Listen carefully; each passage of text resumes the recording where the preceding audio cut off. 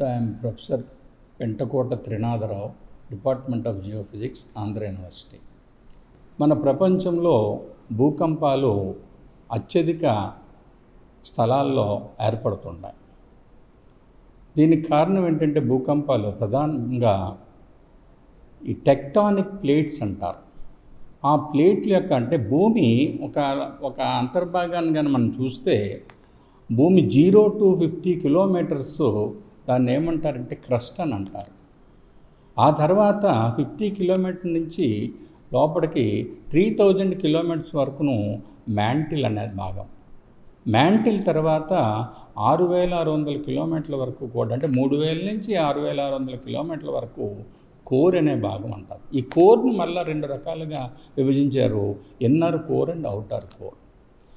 So ఇక్కడ ఏంటంటే మనకి భూకంపాలు ఎక్కువ శాతం అంతా కూడా ఈ క్రస్ట్లోను మాత్రమే, ఎర్త్ తాలూకా అంటే భూమి యొక్క క్రస్ట్ అంటే 0 to 50 కిలోమీటర్స్ డెప్త్ లోపల మాత్రమే ఏర్పడడానికి అవకాశం ఉంటుంది. ఎందువల్లంటే ఈ క్రస్ట్ అనేది భూమి ఉపరితలము, ఈ ఉపరితలము కొన్ని భాగాలుగా విభజించారు, విడిపోయి ఉన్నాయన్నమాట. అవి ఎటువంటి భాగాలంటే ప్లేట్స్ అంటారు దాన్ని. Eurasian plate, African plate, Antarctica plate, Indo Australia plate, ఇట్లాగా మొత్తము 7-8 ప్లేట్ల కింద దీన్ని విభజించాం. ఈ ప్లేట్లు ఏంటంటే ప్రతి సంవత్సరం కూడా కొద్దిగా కొన్ని మిల్లీమీటర్ సుమారుగా ఒక 8 మిల్లీమీటర్ నుంచి 10 మిల్లీమీటర్స్ వరకు కదులుతూనే ఉంటాయి. ఈ కదలిక వలన ఏం జరుగుతుందంటే ఈ ప్లేట్లన్నీ కూడా కదలిక వలన ఒకదానితో ఒకటి చొచ్చుకొని పోవడం వల్ల ఏమవుతుందండి, ఆల్ ఆఫ్ సడన్ అకస్మాత్తుగా కొంత శక్తి విడుదలవుతుంది. ఆ శక్తి ఏ విధంగా వస్తుందంటే తరంగాల రూపంలో వస్తుంది. తరంగం అంటే ఏంటంటే డిస్టర్బెన్స్ ఆఫ్ ద మీడియం. మన యానకం అని అనుకుంటే ఆ యానకంని డిస్టర్బ్ చేస్తే కొన్ని తరంగాలు వస్తాయి. అట్లా ఇక్కడ ఏంటంటే భూమి ఈ పొరలన్నీ కూడా డిస్టర్బ్ అయ్యాయి. ఈ డిస్టర్బ్ అవడం వల్ల ఏంటంటే అది శక్తి రూపంలో విడుదలవుతుంది. ఈ శక్తినే సైస్మిక్ తరంగాల రూపంలో భూమి ఉపరితలానికి వస్తాయి.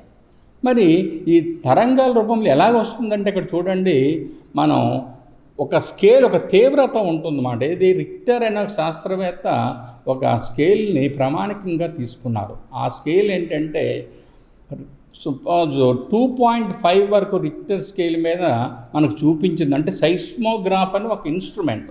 ఆ ఇన్స్ట్రుమెంట్లోనూ ఒక లోలకం ఉంటుంది. దాని ద్వారా మనకి సైస్మిక్ లైన్స్ ఏర్పడతాయి. ఆ లైన్స్ని బట్టి ఎంత ఇంటెన్సిటీ అనేది తీవ్రత ఎంత ఉండదని తెలుస్తుందన్నమాట.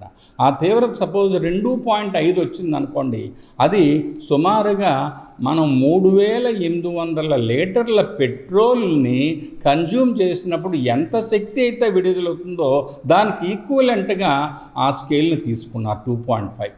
అట్లాగా మొన్న వచ్చిన భూమి ఎర్త్క్వేకు, ఏది మన మయన్మార్ ఎర్త్క్వేకు, థాయిలాండ్ ఎర్త్క్వేకు 7.7 అంటే దానికి తగ్గట్టుగా తీవ్రత చాలా ఎక్కువ. సో చాలా విస్ఫోటన కలిగించే తీవ్రత గల ఇది భూకంపం అన్నమాట. దీనివలన 11,400 లీటర్ల పెట్రోల్ని కన్జ్యూమ్ చేస్తే ఎంతైతే శక్తి వస్తుందో అంత శక్తి అక్కడ విడుదలైంది. ఆ విడుదల అవ్వడం వల్ల ఏం జరుగుతుందండి, సైస్మిక తరంగాల రూపంలోనూ భూమి ఉపరితలానికి వచ్చి ఈ భూమిపైన ఉండే ఈ ఆకాశ హార్మ్యాలు అంటే బిల్డింగ్స్, టవర్స్ అన్నీ కూడా కూలిపోవడానికి అవకాశం ఏర్పడుతుంది. ఎందుకంటే ఇది తీవ్రత, అత్యధికమైన తీవ్రత గల ఈ ఎర్త్క్వేక్ భూకంపం అన్నమాట.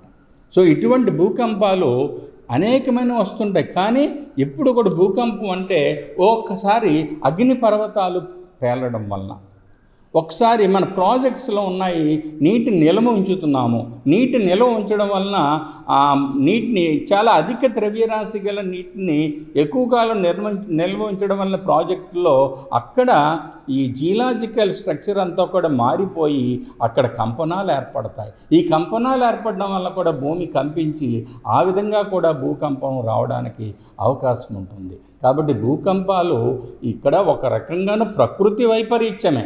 అది మనము ఎప్పుడు వస్తుంది అనేది చెప్పలేము. ఎందుకంటే ప్రస్తుతానికి ఎటువంటి పరికరం కూడా లేదు. ఇంకా ఫ్యూచర్లో ఏమైనా టెక్నాలజీ ఇంకా ఇంప్రూవ్ అవుతుంది కాబట్టి ఈ ఆర్టిఫిషియల్ ఇంటెలిజెన్సు తర్వాత ఈ కొన్ని పరికరాలను ఉపయోగించి ఆర్టిఫిషియల్ శాస్త్రాన్ని ఉపయోగించి మనము తయారు చేయడానికి అవకాశం ఉంటుంది. అంతవరకు కూడా మనము ఈ భూకంపాలు ఎప్పుడు వస్తాయి అనేది చెప్పడం చాలా కష్టం. కాకపోతే ఈ భూకంపాలు వచ్చినప్పుడు జాగ్రత్తలు మాత్రం మనం తీసుకోవాలి. అది రాకుండా ఉండడానికి లేదా వచ్చిన తర్వాత ప్రాణ నష్టము ఆస్తి నష్టము కలగకుండా ఉండడానికి ఏంటంటే, ఉదాహరణకి మన జపాన్ వాళ్ళు చూస్తుంది. జపాన్లో ఇళ్ల నిర్మాణము ఈ భూకంపాల తీవ్రతకు తట్టుకునే విధంగానూ తయారు చేస్తారు అక్కడ. ఇక్కడ మన భారతదేశంలో అటువంటి చాలా తక్కువ. అందువలన మన భారతదేశానికి కానీ భూకంపము తీవ్రమైన భూకంపం వచ్చిందంటే ప్రాణ నష్టము ఉంటుంది, ఆస్తి నష్టము కూడా ఎక్కువగా ఉంటుంది. సో జపాన్లోనూ ఆ టెక్నాలజీ వాళ్ళు చూసుకున్నారు. ఎందుకంటే చాలా డెప్త్కి వెళ్తారు. ఇక్కడ భూకంపాలు కూడా ఏంటంటే, మొన్న వచ్చిన భూకంపము భూమి ఉపరితలము నుంచి 10 కిలోమీటర్ల లోపల కేంద్రకము ఉంది. ఈ 10 కిలోమీటర్ల నుంచి అంటే సుమారుగా ఈ 10 కిలోమీటర్ల లోతు నుంచి తరంగాలు ఉద్భవించి ఆ తరంగాలన్నీ కూడా భూమి తలానికి వచ్చేసాయి. వచ్చడం వల్ల ఏమవుతుందంటే, అక్కడ థాయిలాండ్లో ఉండే ఈ 30 అంతస్తుల బిల్డింగు, అలాగే మయన్మార్లో ఉండే బిల్డింగులు అన్నీ కూడా కూలిపోయాయి అన్నమాట.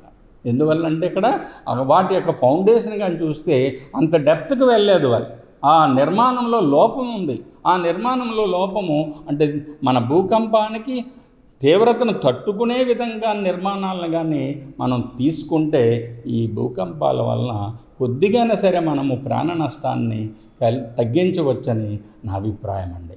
సో ఇంకా భూకంపాలు అనేవి ప్రపంచం మొత్తం మీద వస్తుంటాయి. ఆ ప్రపంచం మొత్తం మీద వస్తున్నప్పుడు తప్పనిసరిగా ప్రాణ నష్టం ఉంటుంది, ఆస్తి నష్టం ఉంటుంది. ఇంకా దాన్ని మనము ఇది ప్రకృతి వైపరీత్యమే, మనం కంట్రోల్ చేయలేము. కాబట్టి ఇక్కడ ముఖ్యంగాను ఈ టెక్టానిక్ ప్లేట్స్ ఒకదానికొకటి గుద్దుకోవడం వలన, ఈ కదలిక వలన ఒకదానిపై ఒకటి ఏర్పడి కొంత ఒత్తిడి ఏర్పడుతుందన్నమాట. ఆ ఒత్తిడే శక్తి రూపంలోనూ స్ట్రెస్ ఏర్పడి ఆ ఫాల్ట్ లైన్ అంటామన్నమాట. దీన్ని ఫాల్ట్ అంటే సబ్డక్షన్ జోన్లోనూ ఒక ఫాల్ట్ లైన్ కింద ఏర్పడి ఆ ఫాల్ట్ లైన్ నుంచి మనకు శక్తి వచ్చేస్తుంది. సో ఇట్లాగే ఎప్పుడైతే ఫాల్ట్ లైన్ ఏర్పడిందో, అక్కడ ఎప్పుడైతే కదలిక వచ్చిందో, ఎప్పుడైతే దానికి తీవ్ర ప్రభావం ఏర్పడిందో ఫాల్ట్ లైను, అది భూమి ఉపరితలానికి తరంగాల రూపంలో ఏర్పడి ఆ తరంగాలన్నీ కూడా విధ్వంసాన్ని సృష్టించడానికి అవకాశం ఏర్పడుతుందన్నమాట. ఇది కాబట్టి మనం సాయశక్తులా ప్రయత్నించడం అంటే ఏంటంటే, భూకంపాలు తప్పనిసరిగా వస్తుంటాయి, కానీ అది ఎప్పుడు వస్తాయో మనం చెప్పలేము. కానీ జాగ్రత్తలు మాత్రం మనం తీసుకోవాలి. ఈ ప్రకృతి వైపరీత్యం వచ్చినప్పుడు మనం చాలా జాగ్రత్తగా అంటే టవర్స్ నుంచి వెంటనే కిందకి దిగిపోయి చాలా దూరం పరిగెట్టి దూరంగాను అంటే నేలపైన చదును నేలపైన ఉండడానికి ప్రయత్నించాలి. అంతేకాని ఎత్తు ఉండే స్థలంలోనూ మాత్రం ఉండడానికి మంచిది కాదు. ఇదండి భూకంపాల గురించి.